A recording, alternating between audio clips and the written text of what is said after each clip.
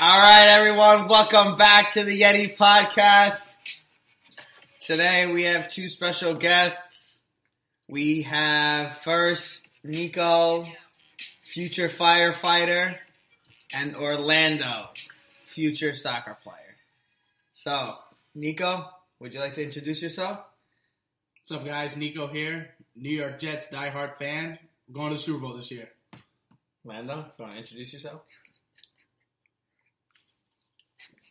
Orlando, you want to say your name? What you do? I'm Orlando, play soccer. What school do you go to? U.S. Women's National Team. You do not. Hater. He's a soccer player at NJCU and a women's national team hater. You guys are kidding me. Don't even let me start with this. All right. So first, we'll start off with the women's national team. Lando, what's your first thought? You can go first. I'll end it. All right. I'll end it. My first thought is this whole controversy where they want to get paid the same as men. First of all, the first thing is the argument is invalid. It doesn't make any sense. And for most women's sports, they actually get overpaid, especially for if you look at the WNBA. These women, they play, what is it, like 7 months? Or they're on the team for 7 months or whatever it is. And some of them get paid like 90 to like anywhere from like $50 to $150,000 a year. And they're only working like 7 months. You only hear about them when the World Cup comes around. Yeah, exactly. Well, we're talking the WNBA. We're talking about the WNBA. Okay. But with the women's national team, they're talking about getting paid as equal to the men, if not more. And the thing is with them, they don't even bring in half the money that the men do. Nope. They don't even bring in half the money that the men do. And the Women's National Soccer League, wherever it is, it doesn't even revenue half of what the revenue of the MLS makes. Yet they want to get paid as much. And every time the World Cup comes around, they all the social justice warriors and all these news companies, they all talk about why the women should start up their league, and they'll advertise the games. Right now, the National Women's Soccer League is on ESPN, and you can watch it. And then by a couple months later, it'll be off. So it's just funny that the women, they try to get paid the same as men when they're not bringing the same money. They're trying to get paid more than the men. They're trying to get paid more than what the company even brings in. So that's one of the things I wanted to say. Lando, do you want to say anything else? Nico, you want to say anything else? You want to bring in anything else? No, I think it's just like the same thing you said. They don't bring in nearly as much money as the men's team does. Why should they get paid equally? Yeah. And for crying out loud, they can't even beat a high school team that they scrimmage at.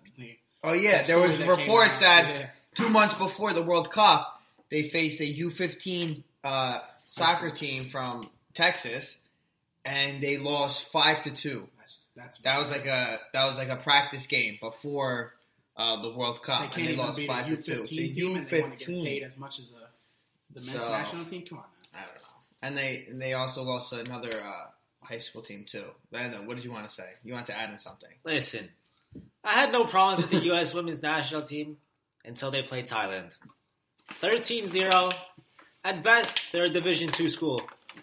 All right, so say how you feel about that. Say how you feel. Because I remember you texted me and you're like, "This is embarrassing. This is a disgrace." All right, in soccer, when it's 7-0, you can celebrate all you want.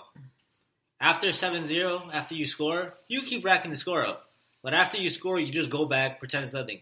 I understand it's the World Cup, but when it's 10-0, 11-0, 12-0, 13-0, then you're pulling celebrations out, just moving the analog stick in FIFA. Yeah, that's the problem I had. Yeah, that was a little too much. They were celebrating after it was like 10-0, and it's to Thailand too. Half those girls on Thailand, they probably they have no professional experience in any women's league for soccer. So that was just embarrassing, and it kind of bothered me a little too because it's like, as a formerly playing soccer, you know when you get up to that score, you are overmatched over the team you're playing. And when you get to 9-0, usually we didn't even rack the score up that much. We didn't even rack the score up that much. But when we got to 9 goals, 10 goals, there was no more celebration. It was just, be classy, have respect for who you're playing, get the goal, bring it back to the half field, and that's it. So that was one of the main things. Did you guys have anything else to say about that? What? About the celebrations? No, yeah. I have nothing else to say. What about the women's national soccer team? About them getting paid. So I have stats here. The women's team makes an annual salary of $99,000. So let's say $100,000. That's an average of $100,000. All right. Per year. While the men's makes $263,320 per year. Okay. They're still getting paid too much, in my opinion. They're still the women's national. They get paid just for being on the women's national team. $99,000. No, $4,950 per game. That's crazy. And their games are on every 4 years. And people only care about the women's national team every 4 years. It's different like men. Men, people consistently watch the qualifiers. Oh, U.S. is playing Mexico. U.S. is playing Costa Rica. U.S. is playing Honduras. That game is packed and nationally watched. Not just in the U.S., Mexico, all over North America. Yeah. People in Europe are watching the game. Right. The women's national team, the only thing getting packed is the stadium. Yeah. When I see when they're about to have the She Believes Cup, the celebration for winning the World Cup, the only thing that's going to be packed is the stadium. At best, you have a few million people watching the game. You got to be kidding me. I know. These people are a disgrace. And the thing is, they complain about it and they whine about it.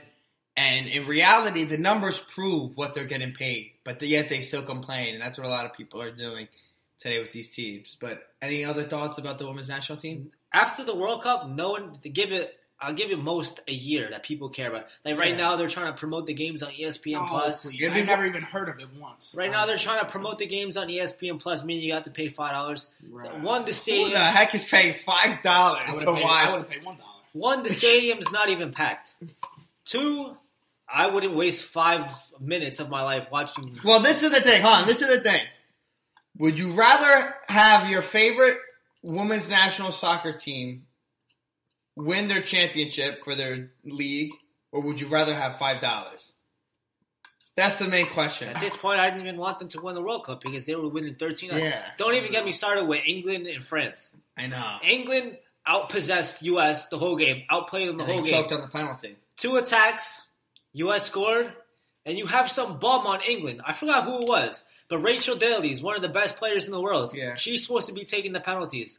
And she gets there in that moment, doesn't take the penalty, and what happens? They miss. And then on Twitter it's trending, what a save. That wasn't even a That was a simple save. I don't want to name names here, but there are people that I used to play with who used to scoop the ball. That's like sad. These people, people I used to play with used to scoop the ball before they instead of a shot, it was a scoop. Oh, I promise you, it was like that. You have got to be kidding me. This is a disgrace. Wow. Sidetracking away from this because we have a few minutes left of this first part of the episode, but we'll cover in. Now we'll talk a little bit about the Redbulls. Right now, the Redbulls have been going to the championship, the semifinal, about every year. They make it deep into the playoffs every year. Now, they lose every year. Me and Orlando, we go to the games every single year. We go to the home, because they have 2 legs. We go to the home game every year. But this year it's a little different. This year they're only going to have 1 leg all the way through.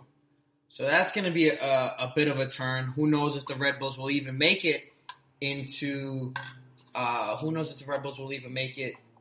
that far, or will they even place? I think you have to be in top 4 in the conference to get a home game. So we don't even know if they'll make it that far. But one of the issues that we've had with the Redbulls is they don't sign any big stars. They don't sign. The last one they had was Thierry Henry. He was amazing for the team, but he did not even take them to the finals, or didn't even win a final. Bradley Wright Phillips has been a top scorer over the last couple of years. Hasn't done anything. That doesn't equate. The regular season for him doesn't equate to when they get into the playoffs. So right now they have a decent team. They're in the middle of the standings right now. Every year there's a new rotation that comes in of guys, and they all seem to step up. One of my favorite is Parker. I love the way he plays. He's strong. and he's a hustler. I really enjoy watching him, especially when we go to the games. But Orlando, do you have any? I know you have stronger feelings on the Rebels and not getting anyone on the market. Listen, the first couple of years, when they first came out with this designated player rule, they're allowed to sign 3 players outside of their salary cap. That's the first thing that MLS is wrong. There shouldn't be a salary cap. And everywhere around Europe, everywhere around the world, there's no salary cap. But as the 3 designated players, you're allowed to sign people for as much money as you want, and those would be qualified as designated players. Yeah. Redbulls were doing fine. They had, what's his face? Thierry Henry, Rafa Marquez. Yeah. They had Cahill. Angel. Juan Pablo Angel. And now they're just getting... There's so many players that are available. Yeah. These are just a list of players that came to the league. Diego Valeri, Nicolas Loderos, Zlatan, Christian Pavone, literally just played in the World Cup. Yep. You have Pity Martinez. You had Joseph Martinez. You had Jovinko. You have Schweinsteiger. Yeah, well, there's a lot of talented Rooney players. was here. He's gone now, though. But yeah, had Pirlo come here, even though he was at the end. David Villa, Lampard. All these quality players. But Red Bulls don't want to break their pocket. Right now, the 3 designated players are Kaku. And he's not even good. I see him play. I watched him live play. He's pretty overrated. Bradley Wright Phillips, at this point, he lost the starting spot to Brian White. Yeah, he's done. He's done. Phillips is done. I understand that he's one of the all-time Red Bulls players, the best players in all time. But I think this season has to be his farewell. You can't keep having him under his designated player, paying him all that money for him to sit on the bench. Yeah. And then they just got a player on loan, Sims from Southampton. He's all right. I watched him a few games in the Premier League, but he's nothing compared to all these players that are coming in. Yeah. Like they need to attract players like Ribery, Robin. They had the opportunity, but instead they decided to retire. There's a bunch of like Inter Milan, the new team coming next year. There's a lot of reports of Cavani coming through. Inter? To Inter.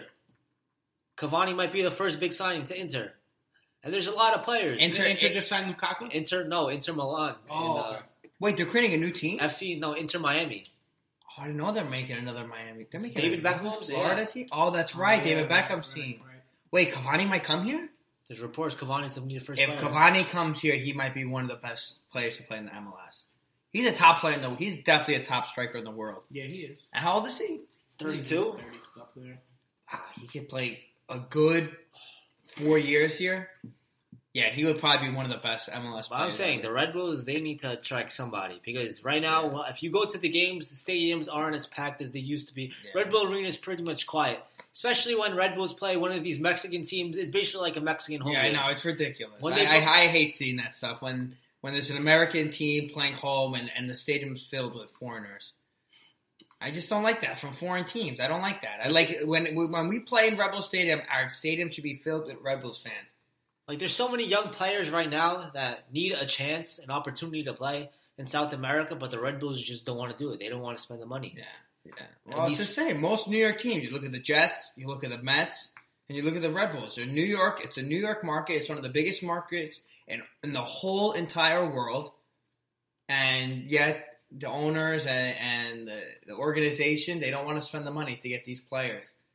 There'll be a bunch of players coming up. Even now. There were so many players. I can't even name you a few at this right now. It's stuck in my head. Yeah.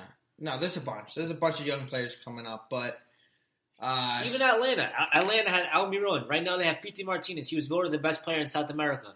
In the South America Cup. Where'd they go? They went to Atlanta. Atlanta wanted to spend the money. They have Ezekiel Barco right now. He plays in the Atlanta's one of the best teams. Atlanta's one of the best teams. Joseph Martinez. They wanted to splash the money there. There's Joseph Martinez. And then what does that do? That brings Atlanta to the MLS Cup.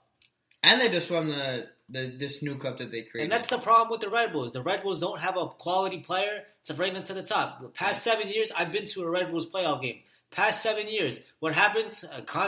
There's no pattern. There's a constant pattern. Bradley Wright Phillips, clinical, one-on-one in goal, misses. And a vital home first leg, Bradley Wright Phillips chokes. Yeah. And the second leg comes, they always come up 1-2 goals short. Don't even get me started with that. All right. We have to end this here. We'll be back with another episode in part 2. Thanks for listening, guys.